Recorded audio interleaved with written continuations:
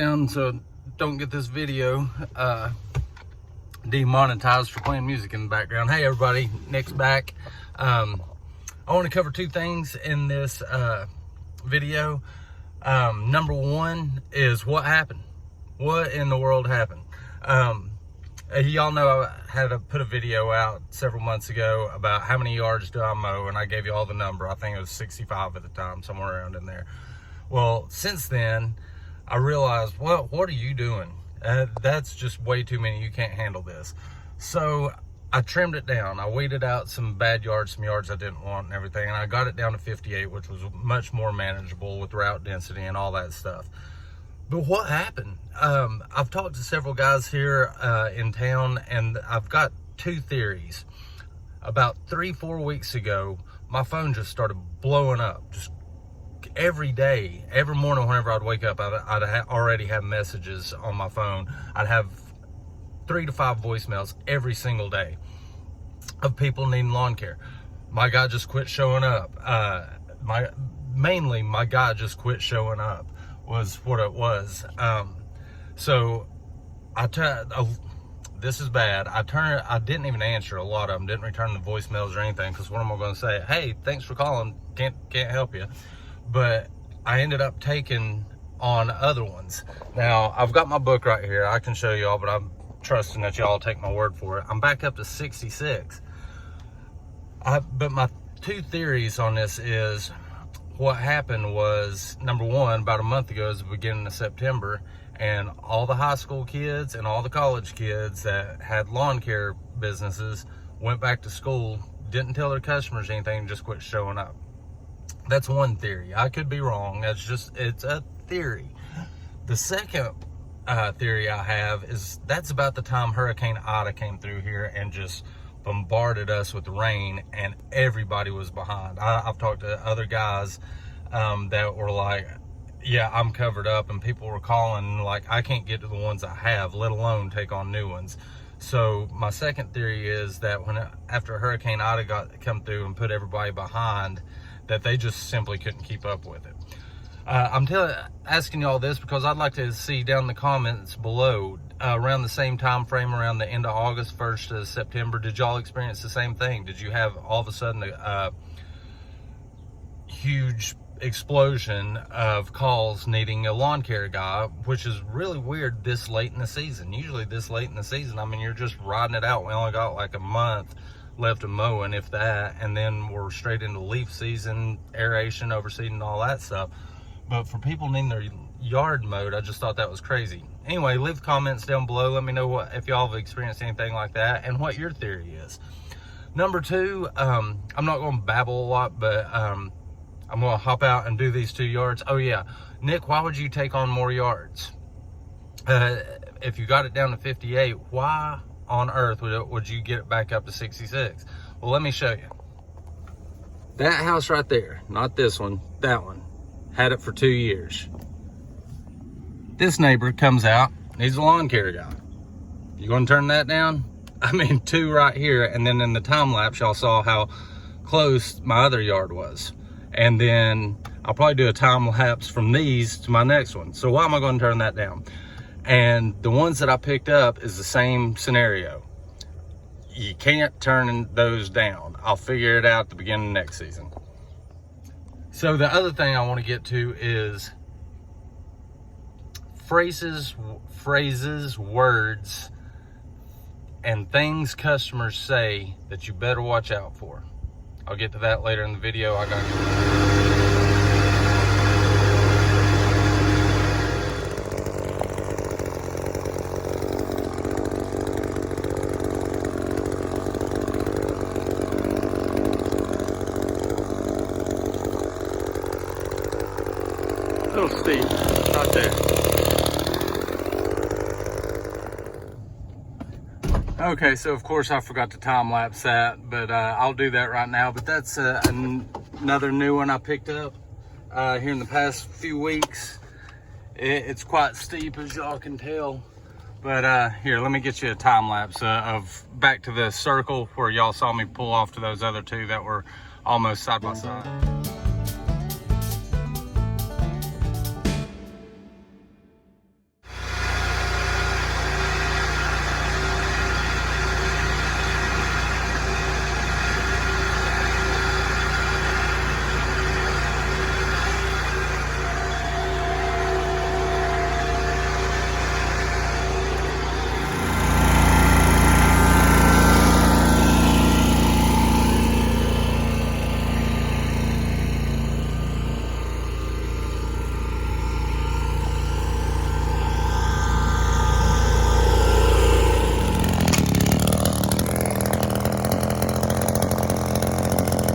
think I got him. Probably harmless, but I really don't care. Okay, I'm going to show you this. This is the riding ring. You can see the jump in the middle. On a mower, let me see. Sorry, didn't mean to get the sunlight in there. On a mower like the Turf Tiger, the Exmark Laser Z, the Toro Rot, whatever, these big, huge John Deere 900. The Turf Tiger, I think the Skag Cheetah goes 16 miles an hour. Y'all can check me, see if I'm wrong. I think the Turf Tiger 2 goes 12 miles an hour. That's why I rarely, almost never, run that mower wide open, like as fast as it'll go, because as y'all know, you can be doing 5-6 miles an hour, and if you hit a hole in the ground, a groundhog hole or whatever, it'll bounce you clean out of the seat. If you're going 12 miles an hour on this, it's an accident waiting to happen. That being said, I've mowed this property several times, and if I couldn't mow it wide open, I probably wouldn't mow it. But here's the riding rink. Here's another field right here. See, that's not bad, guys. I'm not going for gorgeousness or pretty or my stripes or anything like that. This is a farm. It needs to be mowed, that's it. But I do run it in stripes, and they want it cut as short as they can cut it.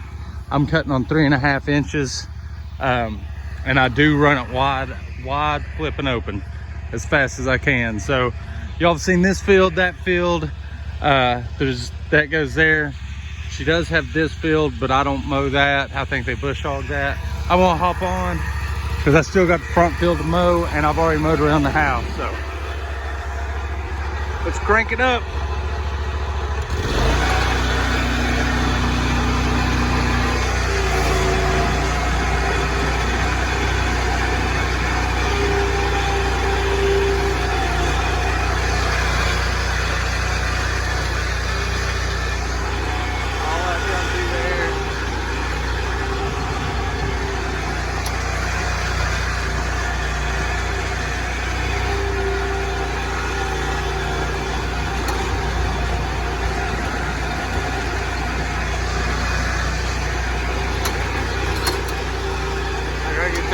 Tree up, that branch up.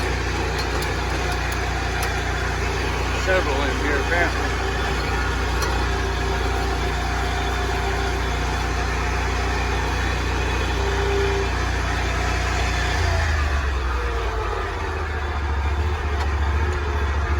And as y'all can see, there's the yard, and there's a little backyard back there, not much. Oops, sorry, didn't mean to mix it. I'll show you the after on it, but I'm going to get rolling.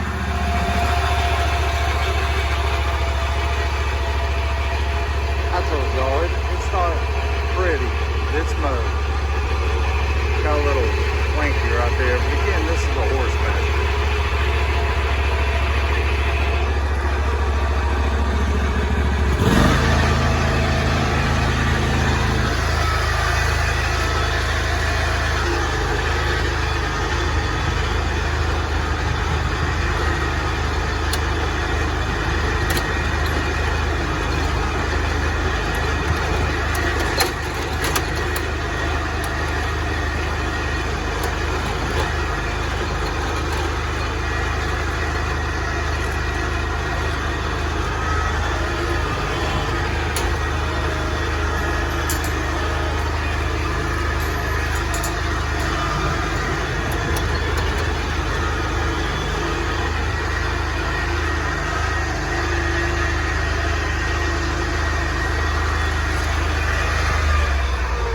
Y'all were curious, that was 1 full hour of wide open sitting on this 61-inch Turf Tiger.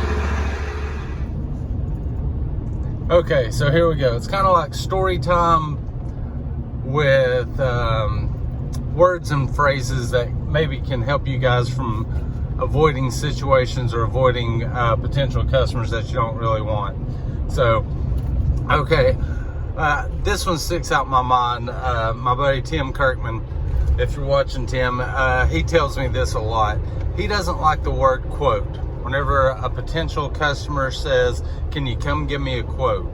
I need to ask Tim why that one's a pet peeve. Now, I'm used to getting an estimate, which I prefer.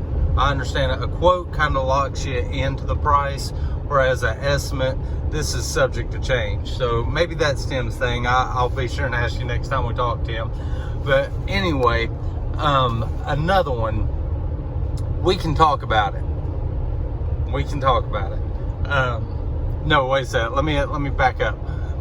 We'll work something out. So let me give you the backstory on we'll work something out. So I'm mowing a customer's yard. The next door neighbor comes over. Hey, will you come look at these hedges? Need them trimmed, blah, blah, blah. Go over, look at them. Like, this is the price. And he goes, but the two guys that were going to do it were $100 cheaper. And I said, well, where are they? Well, I haven't heard from them for a month. Well, then what's it matter what they price it to you if you hadn't heard from them for a month? I said, anyway, this is the price. And he goes, well, what if I help you out? I said, no, I'll charge you extra if you help me out. I was joking, but not really. And I said, just give me a call. If you want me to do it, here's your price. And he goes, okay, I'll give you a call. We can work something out.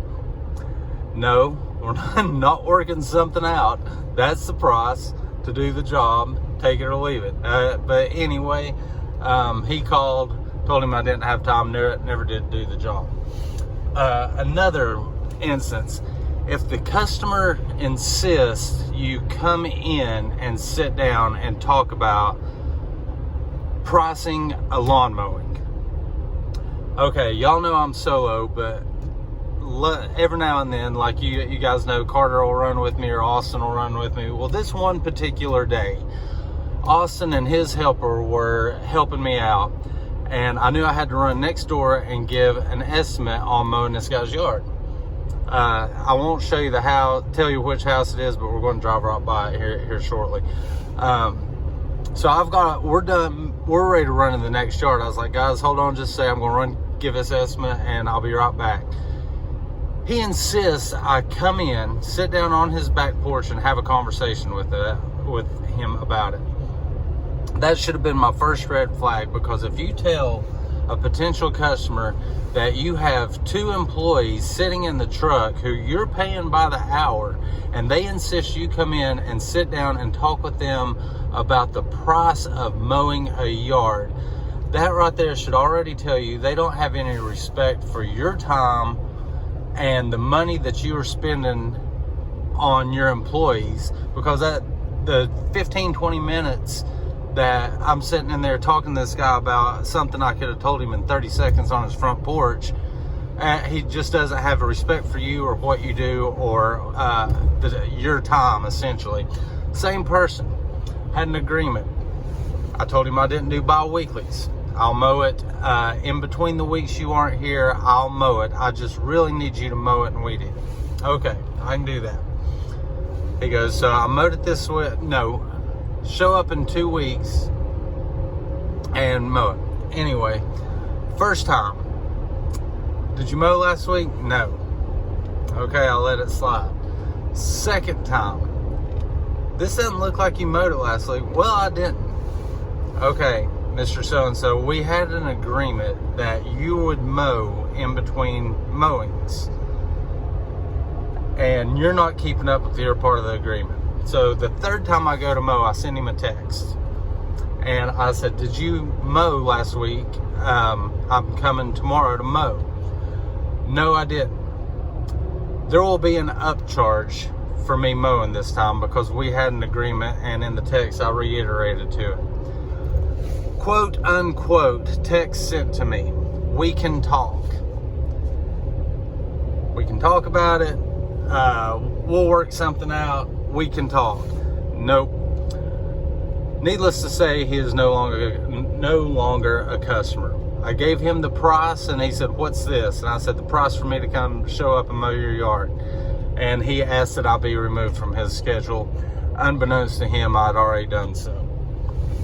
These are just catchphrases to look out for, guys.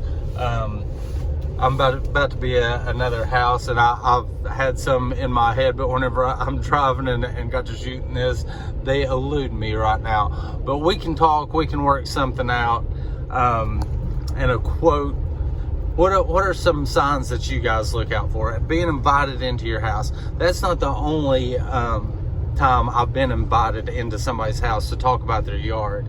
And needless to say, none of those people that have asked me to do that are still customers of mine. It's just a coincidence, something like that, but not really sure. But now, whenever somebody does that, I don't have time. I can give you the quote or the estimate now and go on. Otherwise, just try and avoid situations like that. If y'all got some keywords or catchphrases that potential customers use that go up as a red flag or a warning sign to you, drop them down there in the comments and let me know what those are to you. Maybe I'll include them on the next video. But I'm about to be up to the next one I got to get out and do, and I'll get back to you.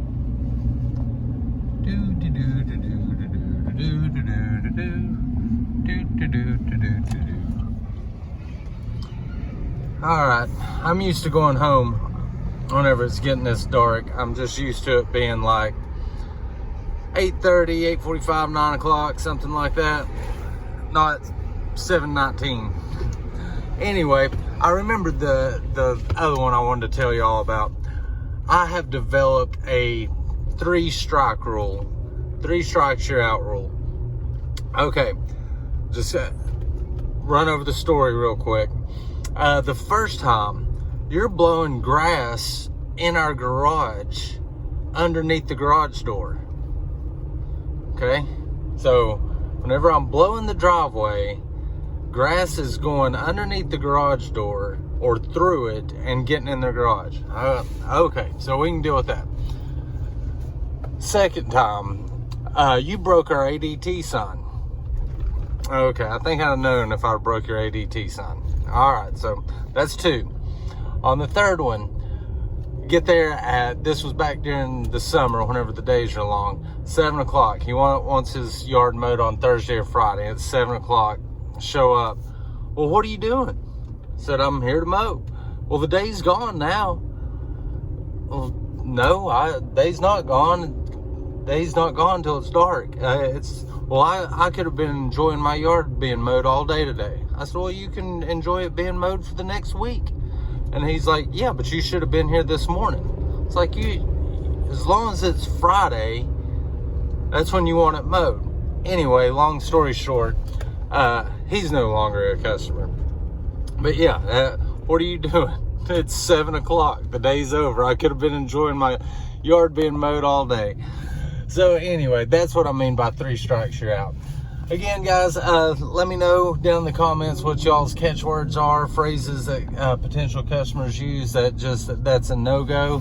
And just glad to be back with y'all. Not saying I'm going to be able to spit these out every day or anything like that, but I just had this going through my head, and those 2 thoughts, what's going on and catchphrases to watch out for, and thought I'd send it out to you guys. So be sure to hit the like button, subscribe. I checked this morning, I need 4 subscribers to hit 2,000. So get me over that 2,000, guys. Hit the like, subscribe, follow me on Instagram, Facebook, and try not to get hit by an oncoming car. And y'all have a great evening. Catch you later.